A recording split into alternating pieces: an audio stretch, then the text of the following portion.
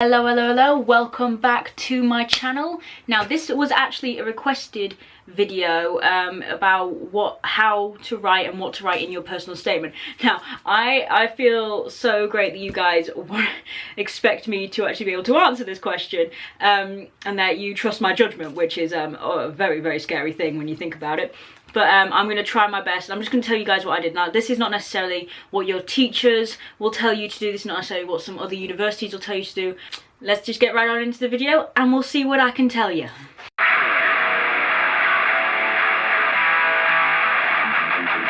It's basically someone wanting me to tell them how to write a good personal statement. Now, the first thing, everybody will tell you this, and it's like on a CV, like a job application. Do not lie. They will catch you out. Now, I didn't need to do an interview for my university course, but a lot of law courses do, and a lot of other courses do need you to have an interview, or at least just a one-on-one, just a chat.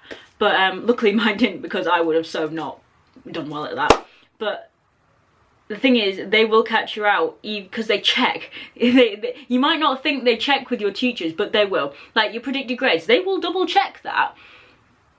So basically, yeah, just don't lie, because you're basically getting into university based on something that's actually not you. So you might not actually be able to handle university life because you lied on your CV. Now, I'm not saying don't put, oh, my hobbies include playing piano when you played piano when you were 11, because that is technically not lying, but I still wouldn't recommend it. But my point is, don't say like, oh, I climbed Kilimanjaro last summer and I got 5 medals in the school sports race and stuff like that. It's just not gonna work, and you're basically trying to build someone that you're not, and that's gonna be more difficult, especially when you're at university. Obviously people can reinvent themselves, but just don't lie, is my whole point. Just don't lie, it won't work. Make sure it's tailored to your subject. That is a major thing. Keep in mind, these people have to read gazillions of personal statements, like, because it's not just your course people. Sometimes it's the like application department, so they read it, and they obviously your course reps read it, because you put which module you're doing, because mine's an M100 LLB law. So obviously they did read it, but the whole point is you want to be able to wow these people who do this for a living, who have studied it, who have been in your shoes, have probably got masters and PhDs, so they're not going to want to hear about blimmin' your trip to France when you could be talking about reading Crime and Punishment. Okay, definitely tailor it to your subject, because you've only got a certain word limit as well, so why would you waste it talking about stuff that they don't care about? You need at least one hobby that isn't based on your subject. Now, for example, reading, and then you sort of put it into reading Crime and Punishment. For example, swimming. For example, you just do it so it looks like you're a well-rounded person. Like, you look like you haven't just done it to sound good on your CV. So you sound like you're going to actually do stuff at university that's not just your subject. Like, for example, me, I'm doing YouTube, although I put writing because I write as well. But so stuff like that. But then you can sort of twist it, like writing is a hobby that isn't actually anything to do with law. But then you can say your writing skills are good, put that into there, and there you go, you sound amazing. Just an example. Like, I don't know how you do that for swimming, but my point is, most things you can sort of switch around to actually mean something for your subject, even though it's technically not to do with your subject. Now, this is something that my lecturers told me. Talk about something that is going to make you a great asset to the university and the course.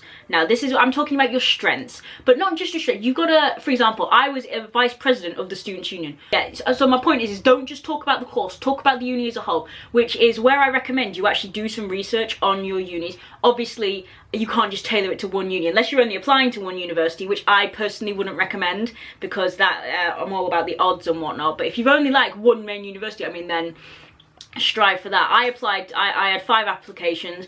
I did Northampton, which is where I live. That was just in case to stay close to home. It was cheap, stuff like that. Hull, where I'm at now. Aberystwyth in Wales. Chester University. I can't remember the last place I applied, which is very bad actually. But my point is apply for all 5 if you can, because it is just going to make your chances better. But by saying that, as I said, when you're trying to research universities, sort of see what they've all got in common. I mean, obviously it's going to be the course, but try and make it seem like you're actually interested in the university. Like if one's got a, like, check they've all got students union, which they probably do, but talk about some of the stuff in the students union. Just stuff like that. Make sure you sound interested, but as I said, don't waffle on. Like, don't be gushing about it, like, oh my god, I love you so much, because that is just not going to help you, and you've got a word limit, so you're just going to waste your time, basically. Going back to the assets, talk about your accomplishments. Be proud of them. Even if you don't think it's like a major accomplishment, talk about it. Like me, I've always been in like the students union all through my years of school. Like secondary school and even primary school, I was like representatives and whatnot, so those are like my accomplishments. But yeah, talk about winning gold in a swimming race or something. It's gonna help you, and it's gonna show that you're dedicated and that you're ambitious. Okay, so definitely talk about your accomplishments. Like, even if it's just a class award, you got best hair, mention it. Obviously don't go, oh my god, so I got best hair, so this and this. Don't elaborate too much, but talk about it a little bit. I'd say 3 lines at most. Structure. Now this is the same as essays when you get to university as well. Structure is key, absolutely key. It is so important. Can you guys understand how important this is? So as I'm saying put all these things in your personal statement, but start off, you have to start it very interesting, because if you start it off like every other personal statement, they're not going to bother reading it, because as I said, they've got to read so many, so you've got to hook them just like that, or else they're not going to bother. They're just going to be like, oh, this is just a generic person. No, thank you. I mean, it's like job applications. Well, they need to make sure you are someone who is actually going to be a good part of this company, because you're technically a representative, and you're a representative of the uni, so you need to be able to show that you have some imagination. Like, I'm doing a law degree, we don't require that much imagination, okay? We're given facts, and we learn the facts, we learn the cases, we learn the names of the cases, and we have to evaluate. Evaluate is the only major imagination we have to use, because we're like a majorly academic subject. Obviously, if you're not doing law, this might be different. Like English, you're going to need some imagination. But yeah, so you need to, but even I'm saying that you have to be able to go, boom, this is why I'm a good law student, and so forth and so on. So my point is, start out really, really well. Don't just go hi or anything like that, and then paragraph it, because they do it by character on the UCAS website, I believe. This could have changed. So yeah, paragraph it, but then sort of close the paragraphs if you can, so it's structured, but it's structured in such a way so they know where each point is, basically. And don't end it like a letter. Loads of people in my year ended it like a letter or like an email going, I look forward to hearing from you. Don't do it. Please don't do it, because it's not a letter, it's a personal statement. You are trying to show people why you're supposed to be good at this university. You're not writing an email. This is a completely different document. So please don't treat it like it's a letter. Don't start with dear, because obviously you're doing it not only to one university, but not only that, start it interestingly and end it interestingly if you can. Like, I ended it saying that I plan to be part of the Students' Union. I didn't end up being part of the Students' Union. It was my plan at the time, don't get me wrong, but I just didn't end up being part of it. Stuff happens. But my point is I ended it with why I'm going to be a great asset, because I spoke all about law and my hobbies, and then some more about my academics and whatnot, and then I spoke about my assets. And, well, I made it, so I must have done something, right? But my point is, don't end it like a letter, just please don't. And lastly, and I probably should not be telling you this, and if your personal statement is good, if it is phenomenal, get people to read it, proofread it yourself. If there's spelling mistakes, they're not going to bother, okay? They're just going to be like, no, God, bye, soz, no. Okay, that is like one major thing. It was one major thing I was told. So the amount of times I read my personal statement over and over and over again, I wanted to throw my personal statement at the wall because I was sick of reading it. But you have to proofread until it makes your brain bleed, because if there is a spelling mistake or a grammar mistake, your personal statement will go to the bottom of the pile. I'm not saying they won't read it, I'm not saying you won't get in if you've got it, but it's not going to be one of their top candidates. So if you're wanting to go to a major university, like, I'm not talking about the Oxbridges, because I think there's a whole different, they're a whole different kettle of fish, like UCL or King's College London, places like that, you need to make sure it is spotless. Like, even for Hull, make sure it's spotless, because I did. I mean, I wasn't going for like major top universities, and I'm quite happy where I am, but my point is please proofread it. And what I'm saying is, what I shouldn't tell you is, if your personal statement is amazing, they're more inclined to look past your grades. Now, I needed 3 Bs to get into here, and my predicted grades were AAC. I didn't get AAC. I'm not going to lie to you, I did not get great grades. I mean, depends where you class as good grades. But for what I needed, I did not necessarily get the grades I needed to be in, but that's because I got an unconditional based off of my personal statement. Now, this is an anomaly, but I got an unconditional for all of my choices, so as I said, I must have done something right. But the point is like, I'm not saying slack on your grades, because that is a big no-no, don't do it.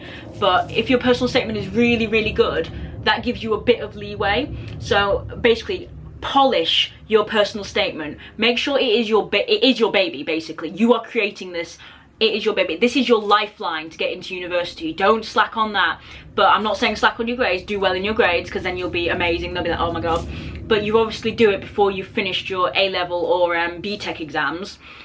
So you have to make sure your predicted grades have to be usually on the level that they're asking for, like BBB. Mine technically equaled BBB, based on the point system. So please don't slack on your grades, because I'll get so done if they'll be like, students start slacking on the grades because YouTubers said so. Please don't. Please, that's not. But definitely make sure it is a good personal statement, because it gives you more leeway. It's been 2 years since I wrote my personal statement, so I mean, this is just off the top of my head. This is what I remember doing, and it took me through 2 drafts. It took me 2 drafts to do. So obviously draft, and I said make sure people proofread it, make sure you proofread it. But yeah, I mean, I hope you guys found this helpful in any way, and thank you for requesting videos. I mean, guys, feel free in the comments down below to request videos, request what you like. I mean, I can't promise I'll do all of them, but I mean, I am always open to suggestions. And thank you so much for watching this video. If you like this video, don't forget to hit the like button. Likes are always appreciated. And then you've also got the big red subscribe button down below. Always press that big red subscribe button. Always, because come join my internet family. We're an absolute laugh, and recently we have reached 59 subscribers, and that is amazing, guys. I'm so happy. Thank you for following me on this journey, and I mean, let's let that number keep rising, my Twitter, my Snapchat, my Instagram, my Wattpad are all down below. I use my social media like crazy. I'm a crazy person, and I will see you guys in another video.